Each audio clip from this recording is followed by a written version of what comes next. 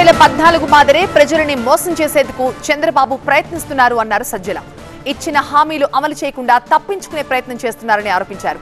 ఖజానా ఇంత ఖాళీ ఉందని చెప్తున్న వారికి 6 నెలల క్రితం హామీలు ఇచ్చేటప్పుడు ఆ సంగతి తెలీదా అని ప్రశ్నించారు. బహుశా ఏ హామీలైతే అసాధ్యమైనవో అసాధ్యమో ఇప్పట్లో చేయలేమని వాళ్లే సన్నాయి నొక్కులు నొక్కుతున్నారు. ఈరోజు అధికారం లేకొచ్చిన వాళ్ళు వచ్చి నెల తిరక్కముందే రాష్ట్ర ఆర్థిక పరిస్థితి ఘోరంగా ఉందన్న వాళ్ళే మరి తెలిసి ఎందుకు అలాంటి అసాధ్యమైన హామీలు ఇచ్చారనేది సమాధానం సంజాయిషి ఇవ్వాల్సిన వాళ్లే